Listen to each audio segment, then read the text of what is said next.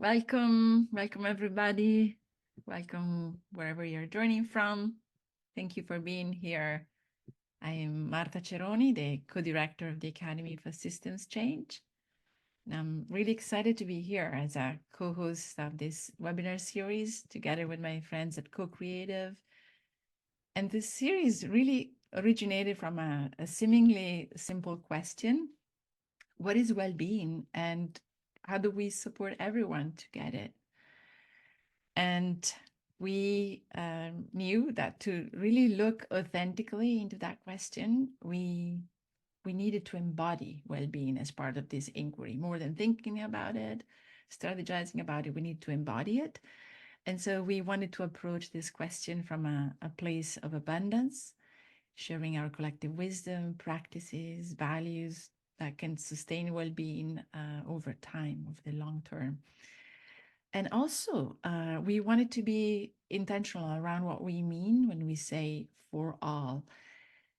We wanted to recognize that well-being doesn't mean the same thing to everyone, and that the path to well-being can be profoundly different for people because of systemic inequities, lived experiences of exclusion or marginalization based on race, socioeconomics, gender, sexual orientation, immigrant status, age, and.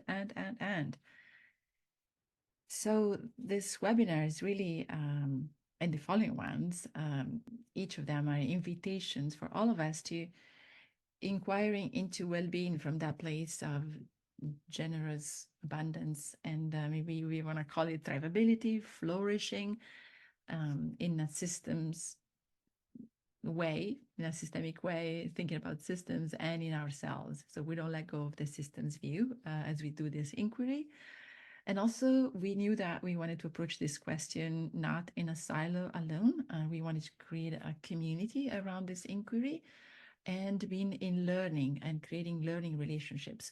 And also, we wanted to be cultivating ways that we can come together and create conditions for all of us to be thriving, whether it's the workplace, whether it's communities. What does it mean, this question at the collective level? And today I'm particularly excited for the invitation that actually we are getting from Deb Halliday to call forth the light. And so we'll hear more about it. But before I pass the mic to Russ, I just wanted to share a couple of points on the Academy for Systems Change. And well-being for all is at the core of our work. And the way we articulate it in our vision is in terms of the transformation of systems towards a future rooted in love that holds dignity, equity, belonging, and thriving for all life. So that's how we think of well-being for all as we orient to our work. And our work really centers around offering learning experiences that are grounded in multiple ways of knowing, that are deeply relational and focus on integrating and deepening leadership and systems change capacities. And I just am eager to go to the next piece that gets us close to Deb's inquiry and sharing. So the mic back to Russ. And I'm really, really excited to welcome you all again. Thank you for being here. Thank you, Marta. I'm Russ Gaskin, a member of Co-Creative, which is a consultancy that, as we say, helps people who don't know each other and sometimes don't even like each other solve systemic challenges together. And now, and you'll see featured now in that statement is, and create better futures together. And I think that's an important part of the context for, as Marta said, this series and for this session. Part of the genesis of the session with the larger series was that we were noticing how many people involved in systems change work, including Co-Creative, were really focused on solving problems, fixing things, identifying things that weren't working, and focusing on the things that weren't working and trying to improve them or make them better. And what seemed to be backgrounded or maybe even neglected to some extent in that perspective is all the things that are working and the ways in which the future that we seek is present now, and a focus on abundance and an appreciation for what's already within us, what's already working, the way the systems that we want are already being expressed in so many ways in so many different communities around the world. And as we know, as William Gibson said, the future is here. It's just not evenly distributed. And so that's the for all part of the inquiry here is what are the conditions or how do we create the conditions for that future that in some ways is here to be more equitably distributed so that we all have access to the resources and the supports and the opportunities to be well, to thrive, to be happy, and to have the opportunities that we all seek. So one of the things about this particular webinar, if we can go to the next slide, is the genesis of this webinar is probably not something we can separate from the genesis of our interactions with Deb Halliday, because I can tell you from personal experience, Deb is a person who, when I am around her, I feel well. I feel 10%, maybe 20%, sometimes 50% happier just to be in Deb's presence. And one of my teachers makes a distinction between being a compelling presence and a charismatic presence. Charismatic presences are not healthy. We attach ourselves to those presences and we subordinate ourselves. But a compelling presence draws us to something in ourselves that wants to grow, that we want to culture and nurture and to enrich. And that's the experience I have with Deb. So as we were thinking about this series, Deb just came to mind because of that experience we have with her. And also because Deb thinks about well-being at all the levels, from the individual level, how do we cultivate purpose and how do we cultivate mindsets within ourselves, to the systemic level, how do we create the conditions so that everyone has the opportunity to be well. So for today's session, here's the flow.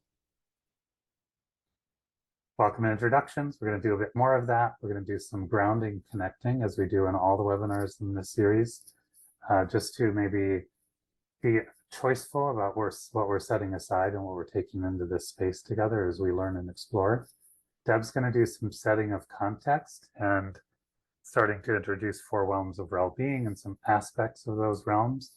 And then we'll do some exploring together of those and do a deeper dive in breakout conversations, come back together in the main room here and share some reflections. We do want to encourage you around a few things. If you could have your video on, that would be great. We're not going to be sharing slides for big chunks of this. And if you have laundry or messes or kids or cats or dogs or other creatures running around in the background, it's all good. It's all good. We welcome that. Let's just create a space in which we can all show up as our full selves.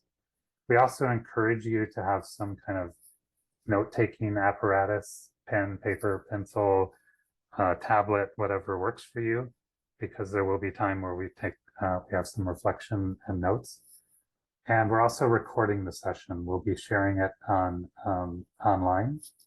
And so I just want you to be aware of that.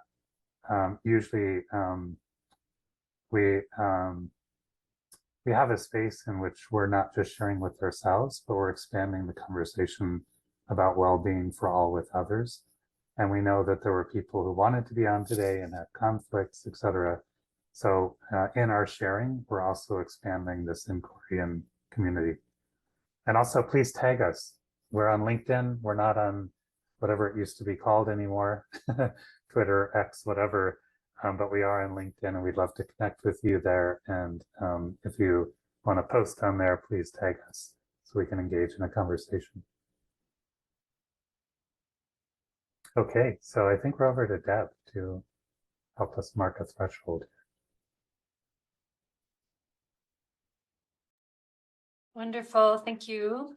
Martha and Russ, Maricela, for this beautiful time that we're together.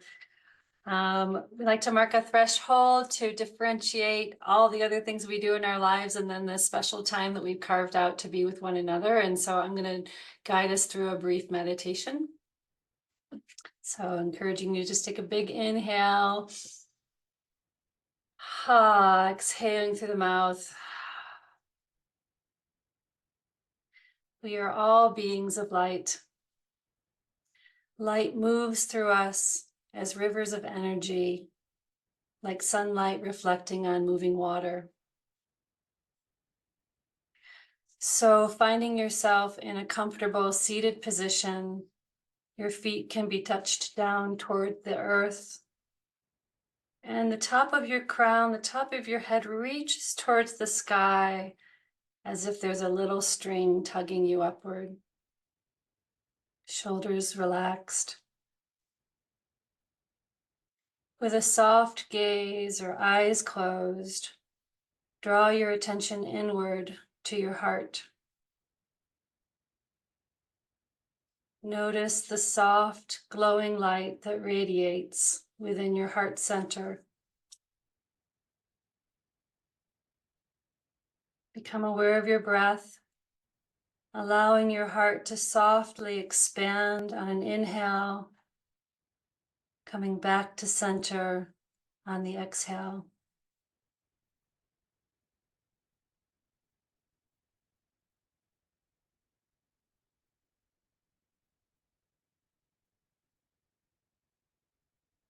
Attend to your skin as a subtle boundary.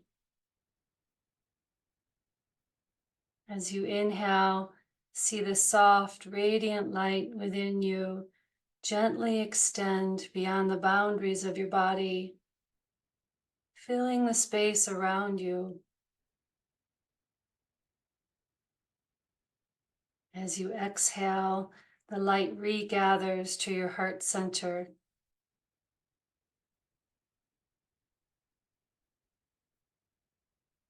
Continue to breathe this way, circulating the light within you and all around.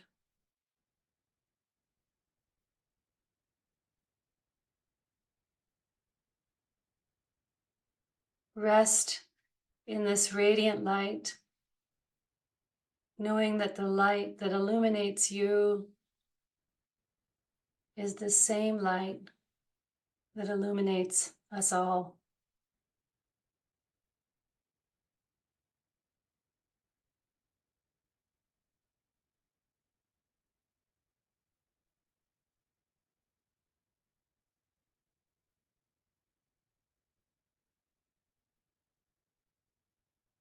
Slowly opening your eyes and coming back into our circle.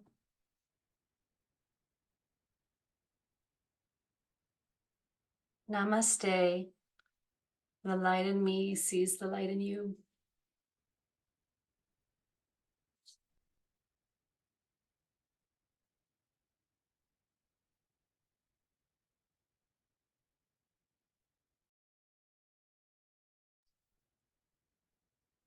Thank you, Deb. Thank you all. All right. So we have spent some time doing introductions to ourselves, and hello, I'm Maricela Wexler. You may have received some communications from me. It's great to be here with you live on this session.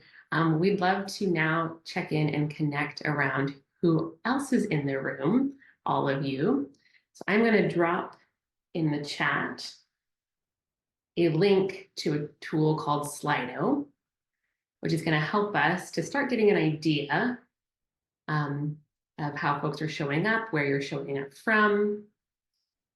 And when you navigate to that link, there are 3 questions, 3 prompts. Your name and 1 gift you are bringing to our work together today, where you're joining from, and please enter a place on the map. And in our follow-up communications, you'll see why, but that helps us to map out where folks are. And 1 value that consistently informs your life and work. So we can start to get a flavor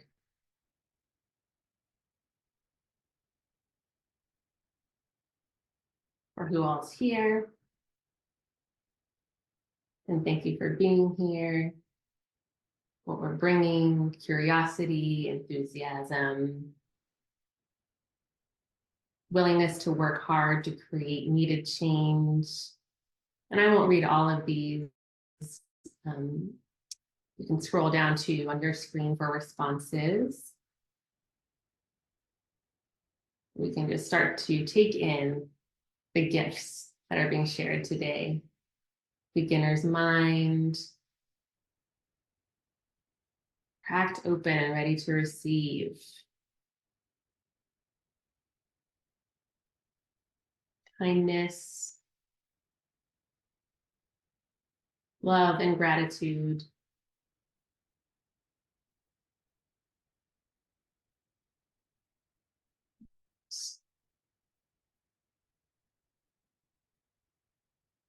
Spaciousness, peace.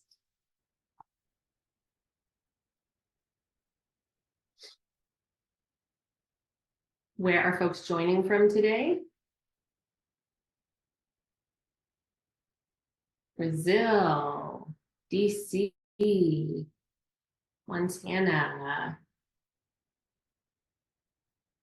Singapore, Argentina. Montana is representing here today.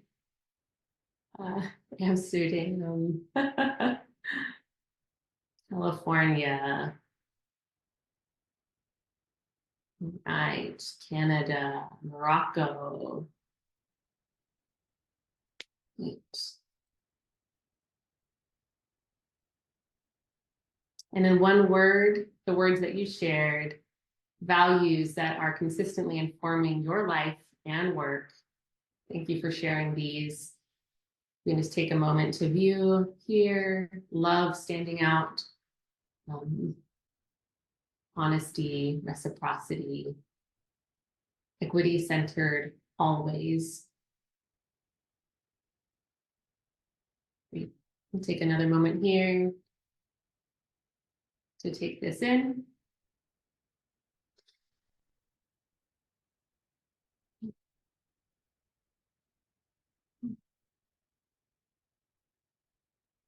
Thank you.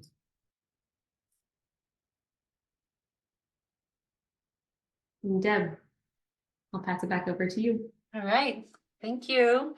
I love that love is in the center of our work. What a delight.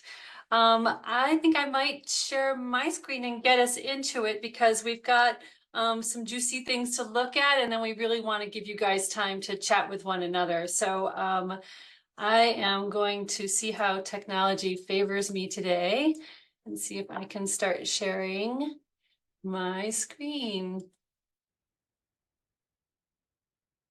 How's that? Okay, so I live in Helena, Montana, and shout out to all my Montanan buddies who are with us today, my co-conspirators.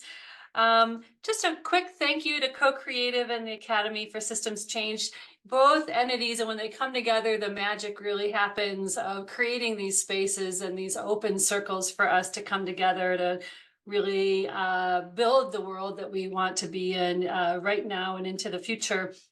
So Helena, Montana, I took this a couple of weeks ago when I was up on our mountain pass.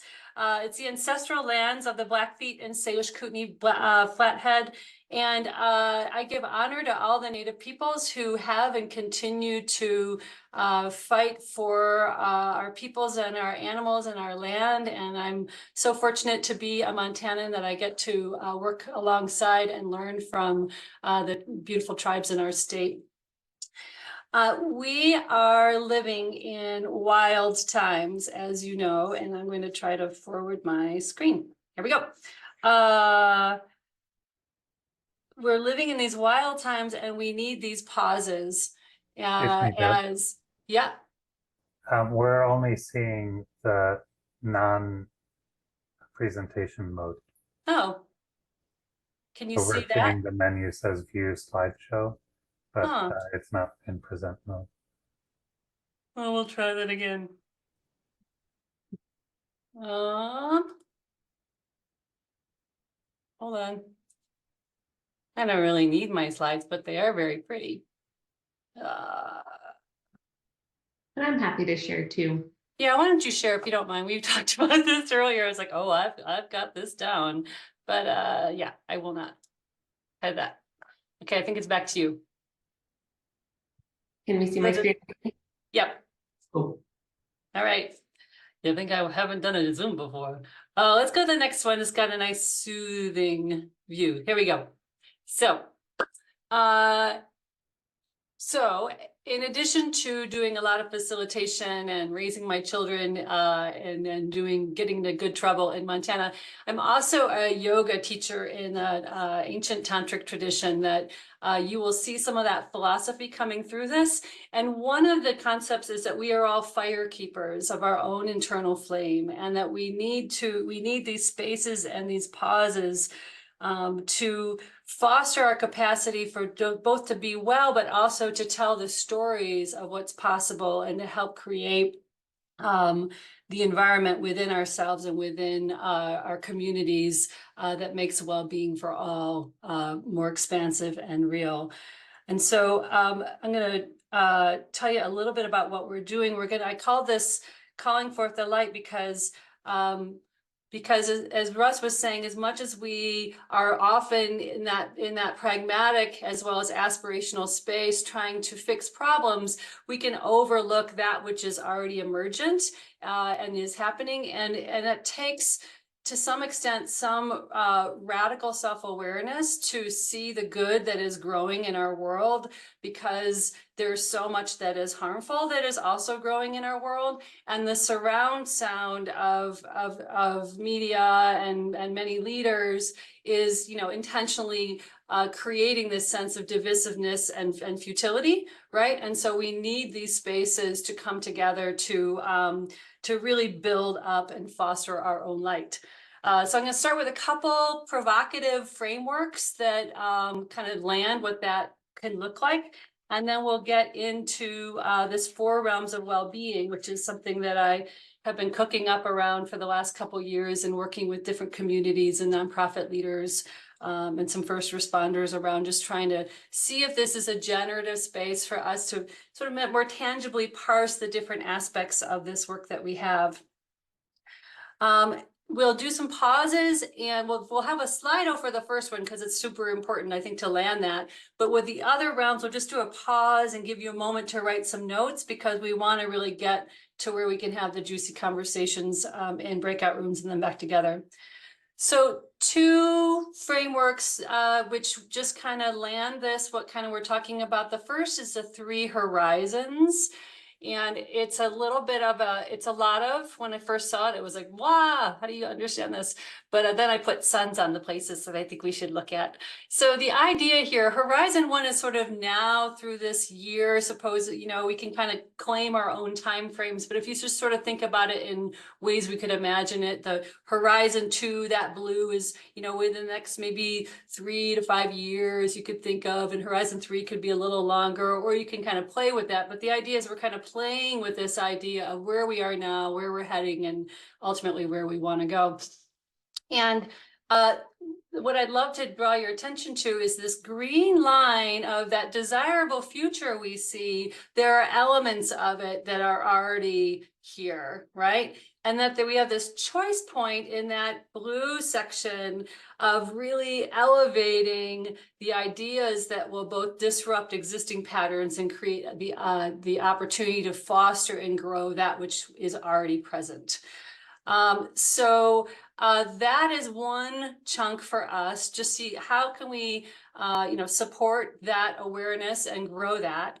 And then the other framework, which I love as well, comes from the Presencing Institute, Otto Schwarmer and his smart people, who think about that there is different ways that we can respond to the current situation that we're dealing with, both individually and structurally. And that these are all options for us in the present moment. So the top of the arrow is this openness to seeing what is, having the courage to do something about it, having compassion to feel into the reality of suffering that's happening in our world, but to continue to move forward with that sense of awareness and possibility and interconnection. Another option is to really get shut down, which we all do on a regular basis, sometimes as a self-protective place, but that numbing and that closing down is not a sustainable space to be in if we really want to continue to grow into the world that we hope everyone can thrive within. And so, again, this sort of Viktor Frankl sense of self, of choice, of how we want to show up. And we hope that this open will, heart and mind are places, are spaces that we can grow into and foster with one another. So those are just two little, big frameworks to ground a little bit of this before we kick into the 4 realms.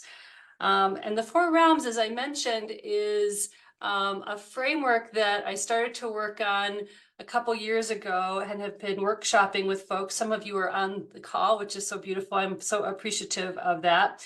And it was initially inspired by Cheryl Petty and Mark Leach's work around deep equity and systems change, which very much centers that deep equity needs to have a systems change framework, and that systems change needs to center deep equity, that you can't build a system without centering that, and you can't center that without looking at systems.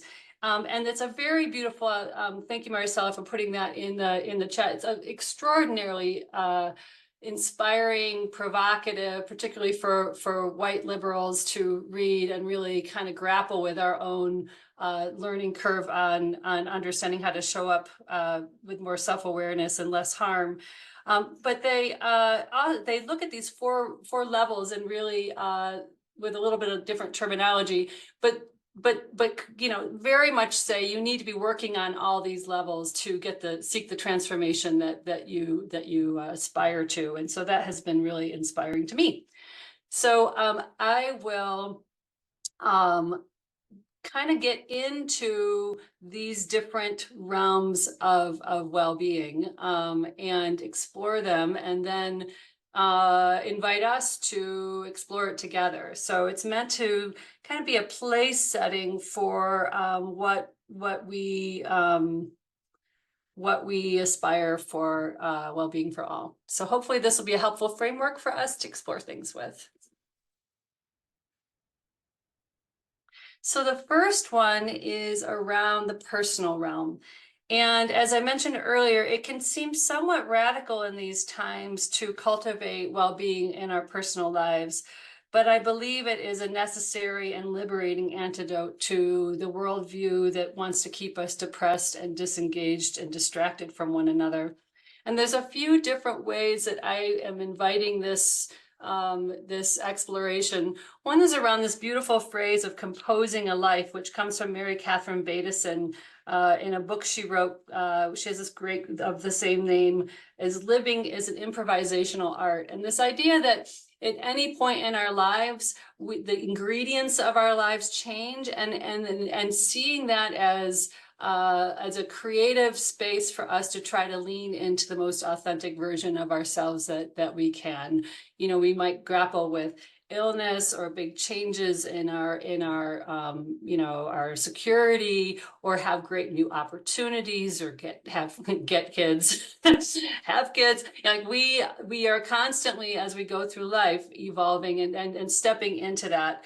And Mary Piper has this beautiful quote of, be the person you want to live with every day of your life, because you are the person that you live with every day of your life, right? So I love that as an intention around claiming how we show up for ourselves.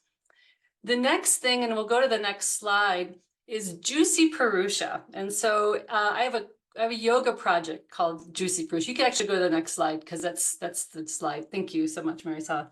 And Purusha and Prakriti are two kind of yogic philosophy terms. Prakriti is is nature, everything that changes, our socioeconomic, political world, our moods, our bodies, everything is in this constant flux and change.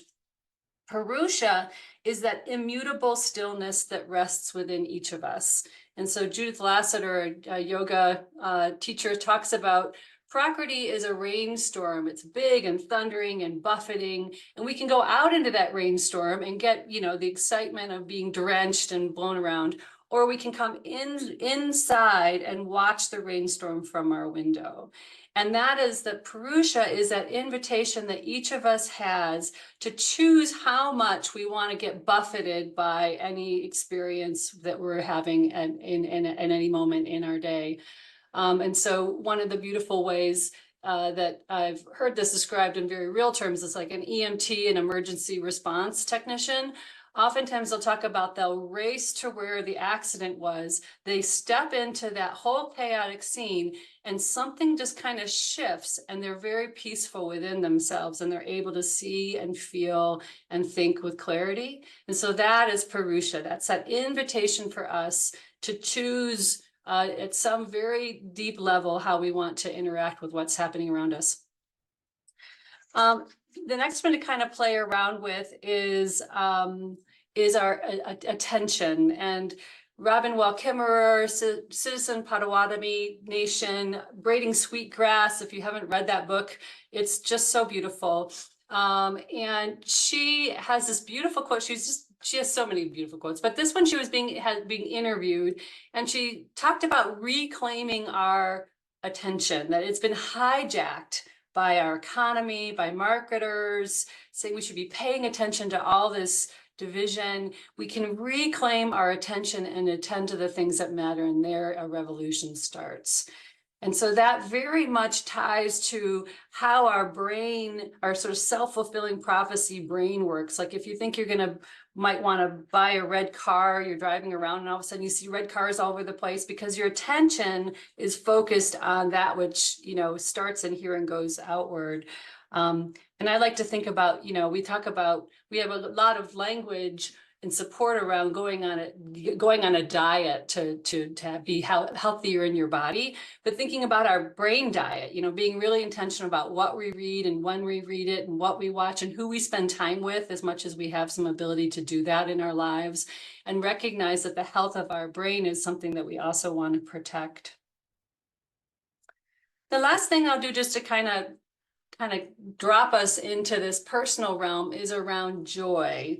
And there's such a beautiful poem. It's very, very long. This is sort of the clincher at the end of it. And this is from the website emergencemagazine.org, where this comes from. It's this lands that joy is the justice we must give ourselves. And I think that many of us, myself included, grew up in sort of a 1960s advocacy activist mindset where you don't put the oxygen mask on yourself first and you work and get sick and have dysfunctional relationships all over the place, but you're making the world a better place, and so this whole idea that joy is fuel, as Krista Tippett says, joy is our birthright. It's a life-giving, resiliency-making birthright that we all have. And in my yogic travels, in traditional ancient Chinese medicine, there are these 5 elements, and the fire element, which I just love that joy is fuel, the fire element is associated with anxiety. When we have all this anxiety, and the counterbalance, the antidote to anxiety is joy. And this is, ancient understanding of the counterbalance of anxiety is joy.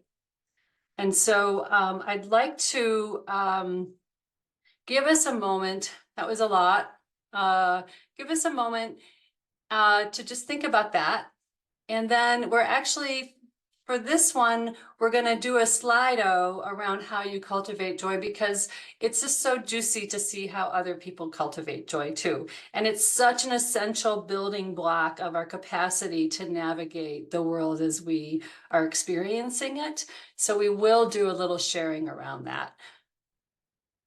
Looks like Maricela put the Slido in there, and we are all very skilled at Slido now because we've done it once before today. So we can pop on there and just to understand a little bit about how you cultivate that space, grace, and joy in your life. Yeah, and while you're doing so, please share one idea. You can share multiple, but each entry, just put one thing per entry. And you'll see that there's an option, a little thumbs up, after you've taken some time to add in what's arriving, showing up for you. You can take a look at what other folks have also added and shared and scroll up and down between the entries. And you can thumbs up things that you are connecting to, resonating with, so we can see where there's some alignment here too.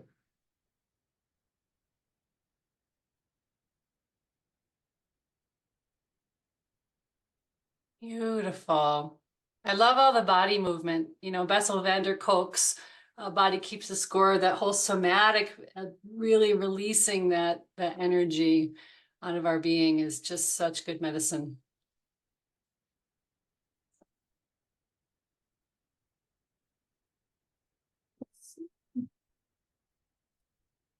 Okay, Marisol, are you cool with me? Are you going to share? Great, thank you. Yeah.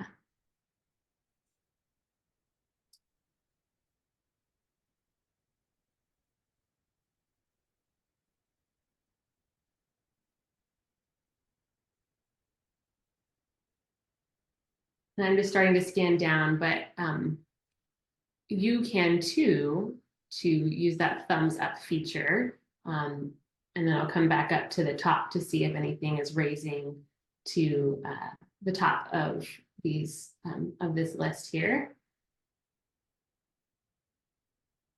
There's actually, I love the science of happiness. It's kind of an oxymoron to me, but, and I don't know if I totally believe this, but the most recent research is saying that happiness, 40% of our happiness is just kind of how we're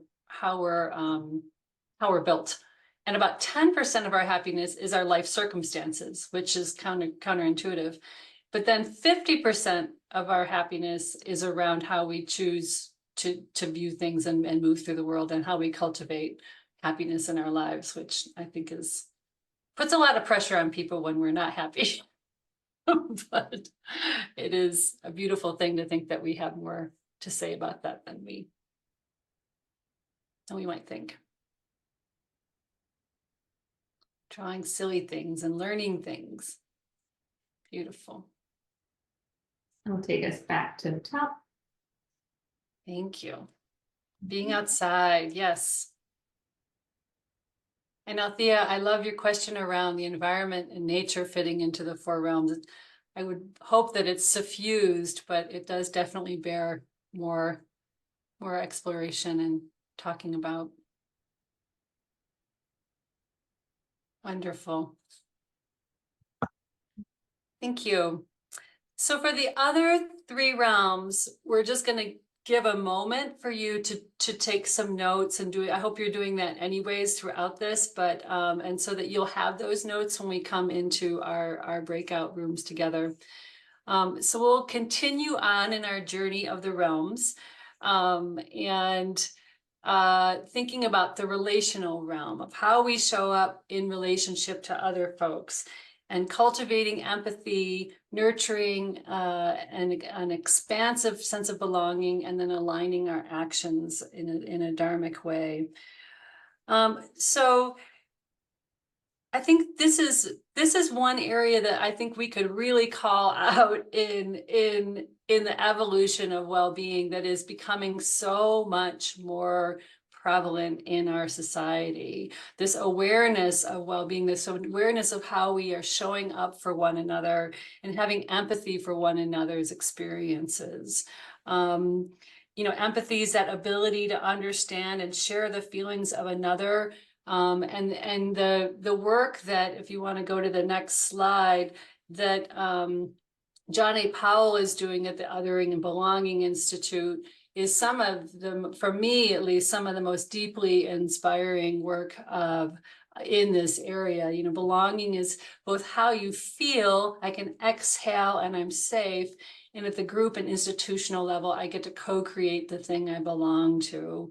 And the Othering and Belonging Institute has some beautiful work around bridging, around the importance of forming connections and partnerships between dissimilar individuals and groups, and that reaching towards our shared humanity is not the variety and the diversity of experience and conditions that we have in our world. And so I don't know if any of you are heading to Oakland, California next month, but I am, because their Othering and Belonging Institute is doing a gathering. And one of the things I love about what their work is we mentioned about dance and art, that's really seeing that like well-being and connecting and belonging is not necessarily a medical model. It is a model of art and experiencing things together and taking risks together in this beautiful world that we navigate. And so, you know, in workshops around this, I'll often have us think about a time when we really felt that sense of belonging, and a time that we really felt that sense of being othered. And what does that feel like in our mind, in our body, and in our heart? And then how are we intentionally creating the conditions to have a sense of belonging in the spaces that we have something to do with being a part of? And the last one that around this sense of how we show up in relationship is around Dharma. And Dharma is a very complex concept and can be understood in lots of ways. The way that I have been able to make it most real in my own life and embody this is it's fostering actions that align to our highest truth and ideals. And so, you know, in yogic philosophy, there's this beautiful concept of purushartha, which is a 4 universal rights or truths that we as humans have on our path. Artha is security, stability of relationships and conditions. Kama is pleasure, sort of age-appropriate sensory pleasure. Dharma is the right to be aligning our actions to our highest purpose and ideals. And that when we do that, there's a freedom that comes from that. Moksha, which is my new favorite one, I talk about a lot in my yoga classes. Moksha is freedom from a sense of self-suffering that comes from a false sense of being separate from the rest of the world and the rest of what is happening around you. Your desk, you know, you look at a tree and you say, tree, you are so beautiful. And then you open up the possibility that the tree is saying, and you too are so beautiful. You know, really breaking down the boundaries, it's sort of, you know, Western civ that led to existentialism of being separate. So having that in our being as we interact with other people. So I'm going to take us to the next slide, which is just a moment to pause, and it's just on your own for notes, and then hopefully you can refer to some of those notes when we do some of our talking together.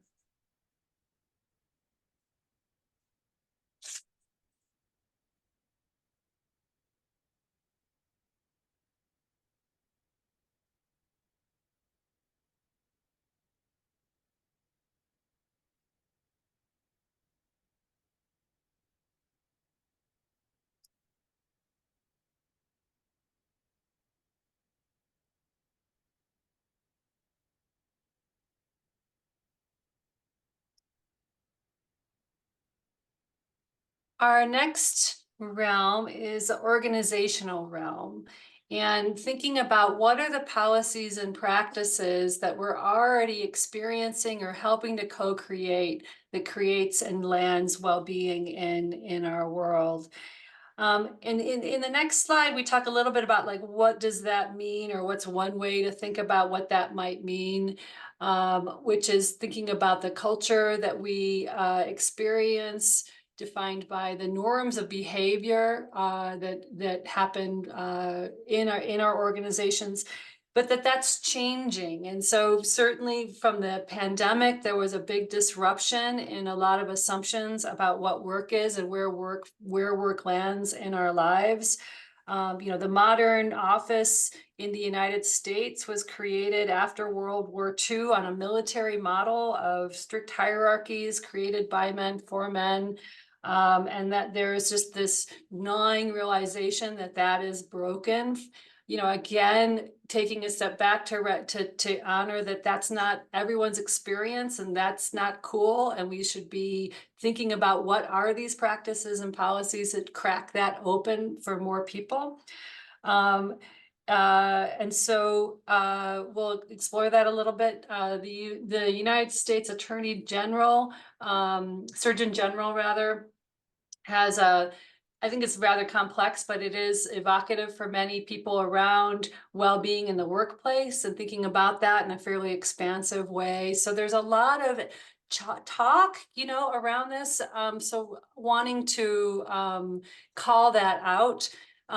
In the policies, examples of policies that do expand the opportunity for well-being in our world. We can go to the next slide. There's just a list of some of the things that I've seen in my work in Montana, talking to nonprofit leaders, community health workers, community coalitions, that there are these policies that are starting to be less unseen in our organizations, giving more flexibility to softening the line between our personal lives and our professional lives. And then in the practices, for some folks, it's like policies are not something that they have within their circle of influence, but many of us work within team environments. And so the practices that we often can see that help to expand well-being on the next slide show ways that we can bring more intentionality of centering well-being in the way that we engage with one another, the way that we co-create agreements with one another. I'm not sure if Miko is on this webinar or not, but my buddy Miko has been doing some really beautiful work around naming that which is within our circle of influence to foster in our work. So that's, again, just sort of naming things that we're seeing emergent in this. And we'll go to the next slide, which gives you a moment to think about organizational policies and practices that you are witnessing or experiencing or reading about that help to evolve well-being in our workspaces. And anything that you've helped to foster and grow within your own circles of influence or you benefited from in this. One big one is that many of us are working from home right now, not everybody, and hopefully you have a beautiful work environment to be able to be in this webinar, but that in itself can be thought of as a well-being, depending on what's going on in your home, I suppose.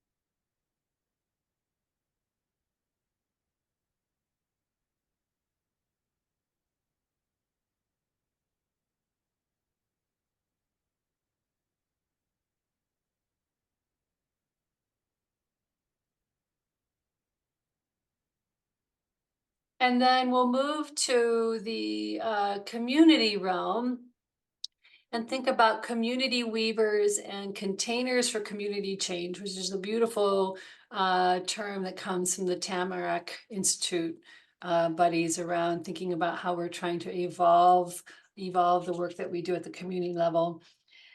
So just naming that, which it's kind of been a little bit of a theme throughout this, that to ballast us through times of crisis, many of us turn inward And that can increase a sense of isolation and difference from others. And yet a key to community well-being is fostering a sense of connectedness. And that is something that the social sector really excels at. So there's a couple thoughts that I find inspiring around this, and then we'll play around with the concept of the community weaver a little bit.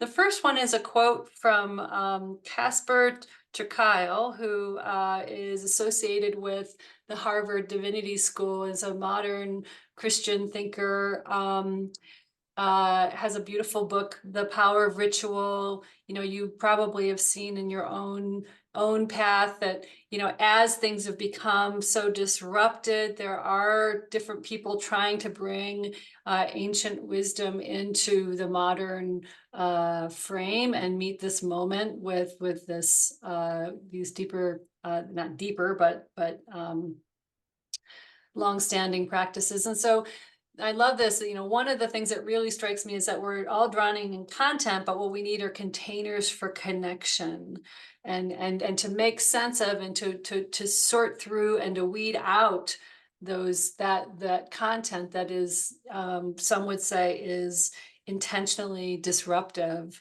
And then the next slide is referencing, and we'll stick it in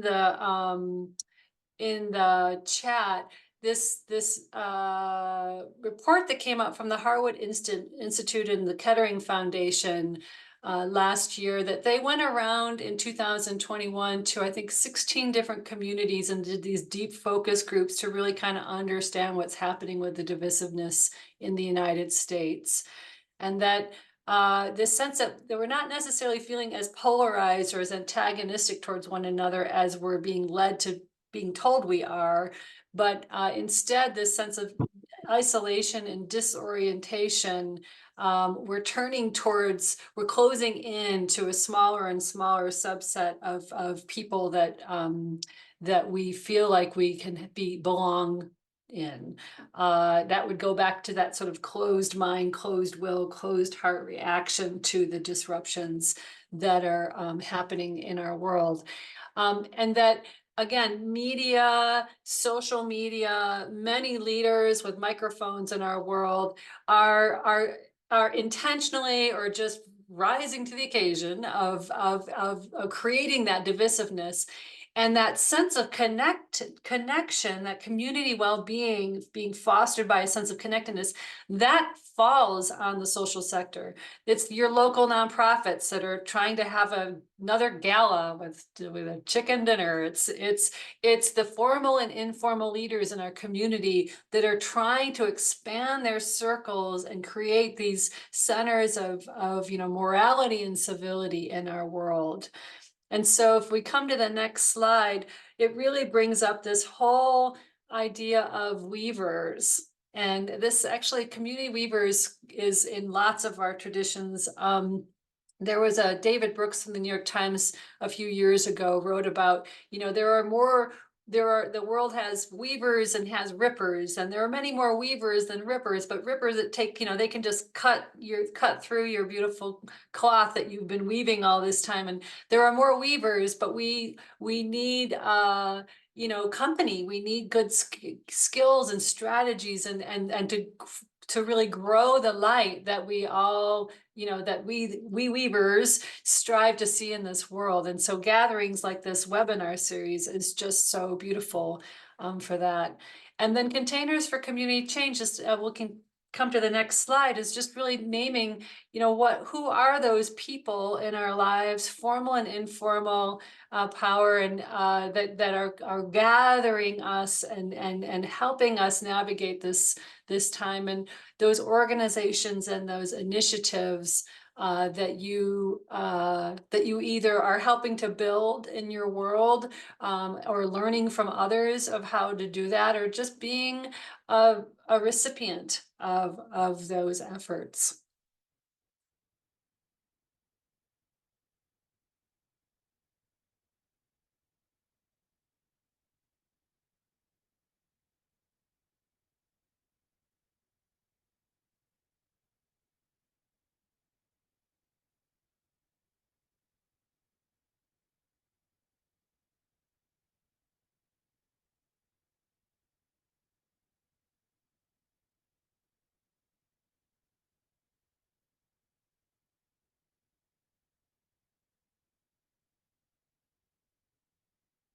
So Todd just wrote in the chat about a gathering. Maybe Todd, maybe I'll swing by and see ground floor if it's something I could check out. And I'm in Oakland. I'm so excited this little country girl's going to the big city. So with that, I think that we'll transition to time to speak with one another about what is percolating for you in this space. We invite you to select a question that feels juiciest for you. This is a lot to cover, maybe in the time that we have. So no need to respond to all of them, but feeling into which one you would like to talk about and share in your small group. We'll have about 15 minutes. So please reminder to share the speaking time. And I'll give you a heads up when we've got about 5 minutes left. I'm curious about how that was for folks. I think this might be a time for some reflections, implications. Deb, Marta, Russ, what are you feeling? What are you thinking?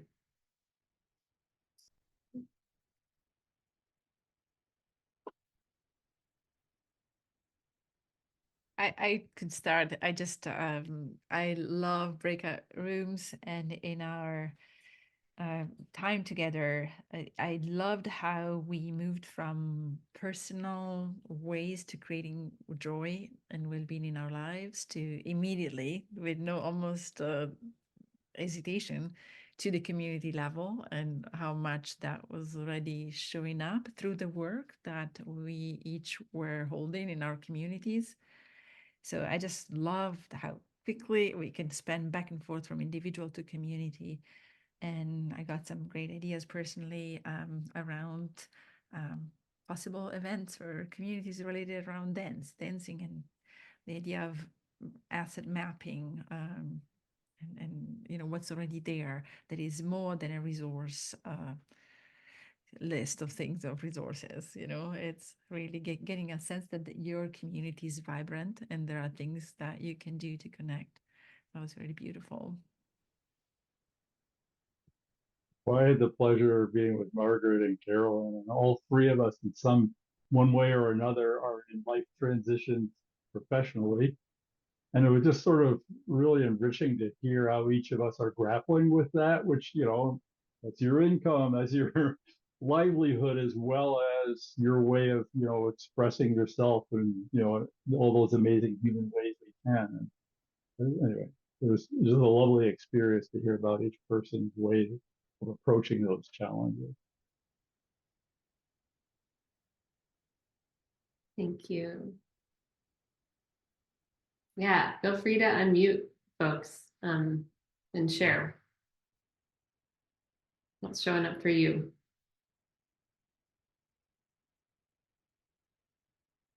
What was standing out from the conversations you were just in?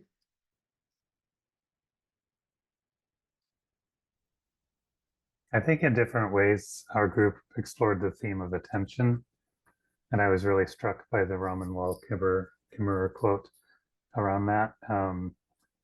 Because a couple of us talked about aligning work with values, you know, life-giving work, the work that has meaning, etc. And I kind of thought that's also kind of related to attention, because our work is a big chunk of our lives, and our work determines where our attention is day to day and minute to minute.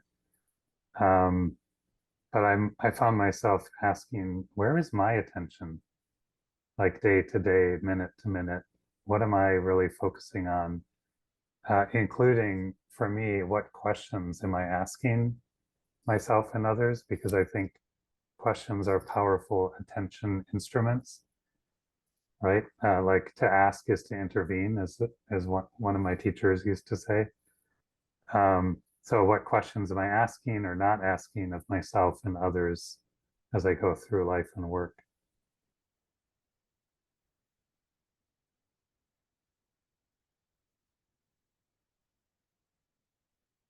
I see Carolyn in the chat appreciating that our conversation extended wellness to the work and and the people that do the work, staying well in the heart-centered work and being trauma-informed. I appreciate the intersection of the personal and organizational wellness context. Thank you, Carolyn. And if you'd like to share more, feel free to unmute too.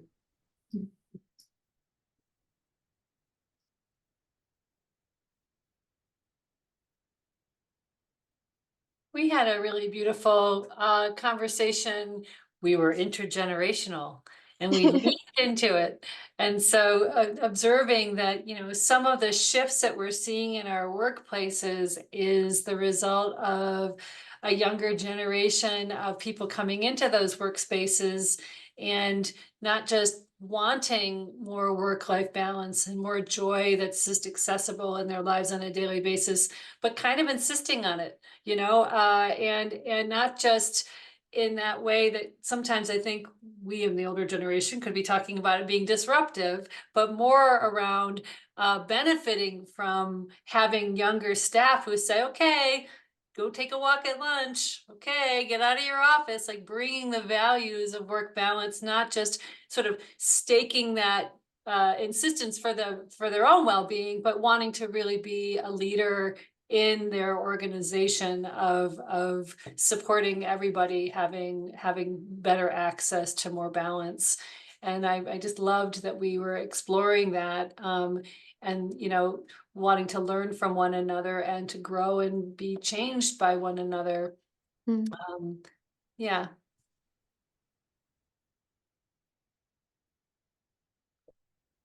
I'm curious about one of the ways that we were framing this that I didn't dial into too strongly, but then we circled back in our conversation, was around being storytellers and building the narrative of what is possible based on what is already happening. And if that connected for anybody or if that might connect now, just to kind of see where that lands, because so many of us in our community weaving work are storytellers and narrators of what's possible and what is. So I don't know if anyone wants to pick up on that thread. If not, pick up on the thread you'd like to. As a podcaster, that's what I'm doing professionally. And my last job, which just got eliminated due to budget cuts, I would bring patients on board to work with the staff and on system change. And one of the skills I used to teach them was high impact storytelling. So how do you tell a story about your healthcare experience in a way that helps the other person get a sense of what it was like to walk in your shoes and do it in 3 minutes or less? And there are numbers of times when people, either both patients and staff, reported back to me how powerful that was, in both in terms of the patients being heard and the staff, and like, oh my God, I never thought of it that way.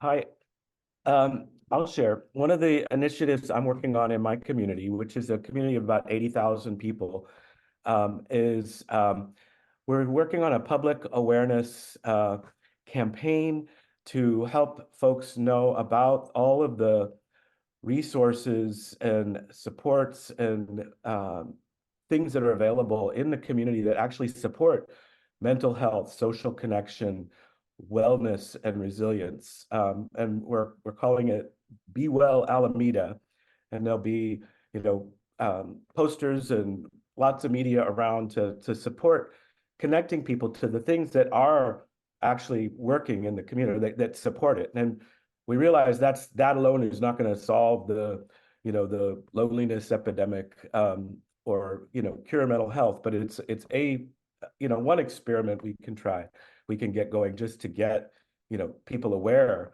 And yeah, so that's telling those stories and just pointing to what is there.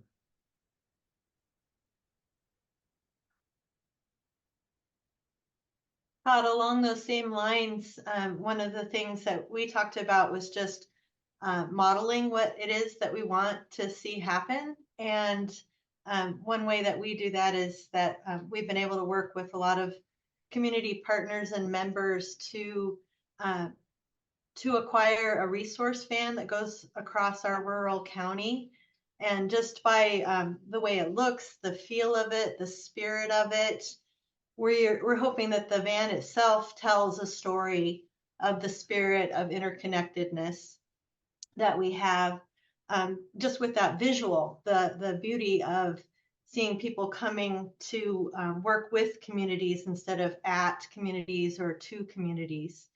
And then it was just really fun to interact with the other people in the group and see just how really connected we are, just with maybe not working on the same initiatives, but working in the same spirit.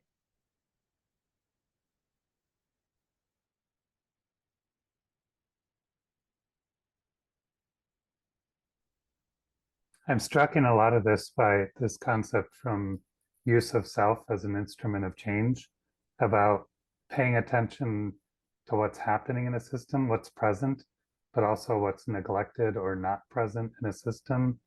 And then with intention, bringing that in, like presencing the need to slow down in the face of crises, or presencing the need for relational spaces and time, as opposed to just focusing on tasks and projects and whatever.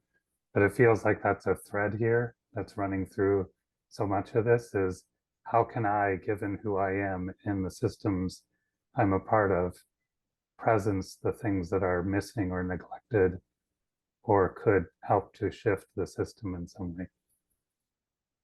Russ, I also think that the increasing virtual and isolated world is impacting what you were just talking about, and thinking about the, well, online presence, I guess, literally, but how to create how people.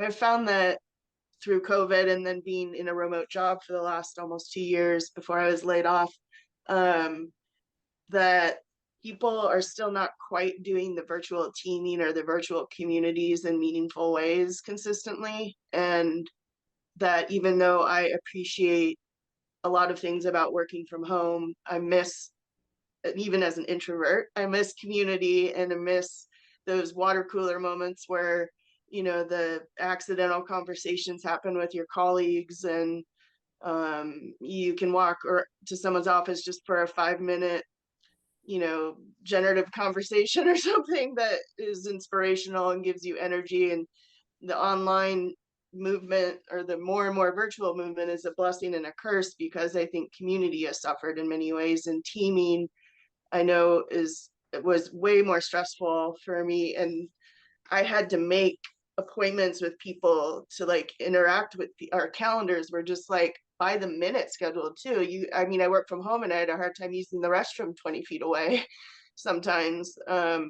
So I think it is a really interesting concept. I've been well, I shouldn't say ruminating, marinating on for a while, because I think it's important to start trying to intentionally infuse that more before it gets too far down the road. And the new culture of online work is just this minute by minute Outlook calendar, and that's the norm. I like the idea of storytelling and creating new narratives and narrative around what the norm could be and should be.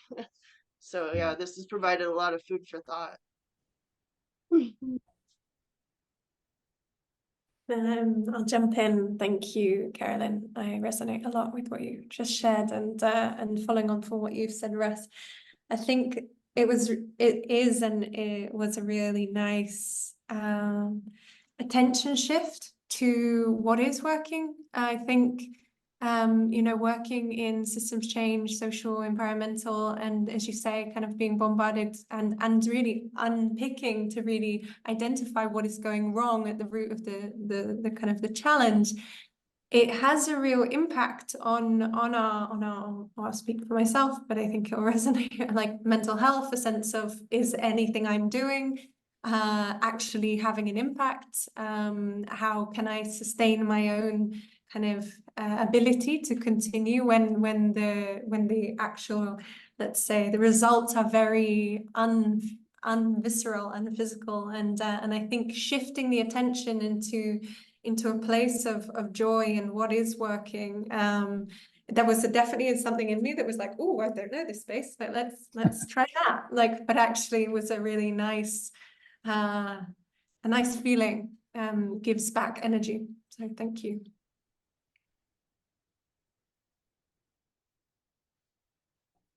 Wow. I think we're out I of do- time, right? Yeah, I want to honor folks' time. Thank you so much for spending the last 90 minutes here together. Before I close out with, well, I guess I'll just quickly state that you will be hearing from me again with some follow-up materials, including resources from today's session. So that should be coming in the next week or so. And I'm going to drop in the chat here some ways to connect and some more resources from Co-Creative and the Academy. And then I'll pass over to Deb and Russ and Martha for any final thoughts, and we can all unmute and say a farewell. But anything from our hosts today before we do that? A lot of gratitude because everyone showed up with generosity and stories. So thank you. Same here. Thank you. All right, let's unmute. Hear each other's beautiful voices. Thank you. Have a beautiful Thank day. you. Mwah. Everybody have a great rest of your Thank day. you. Bye, everyone. Bye, Thank everyone. you. Be well. Take care. Dance. Thank you.